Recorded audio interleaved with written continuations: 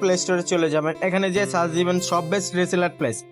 তো এটা সার্চ দেওয়ার পরে এই অ্যাপসটি আসবে, তো এটাতে ক্লিক করে ইনস্টল করে নেবেন। আমার যেহেতু ইনস্টল করা আছে আমি ওপেন বাটনে ক্লিক করলাম। দেন আপনাদের এখানে রেজিস্ট্রেশন বাটন শো করবে, রেজিস্ট্রেশন করুন, এটাতে ক্লিক করবেন। ক্লিক করার পর এখানে আপনার ফোন নাম্বারটা বসিয়ে দেবেন, আমারটা বসিয়ে দিচ্ছি। একটা কোড ওটিপি আসবে, ওটিপিটা সুন্দরভাবে বসিয়ে দিবেন।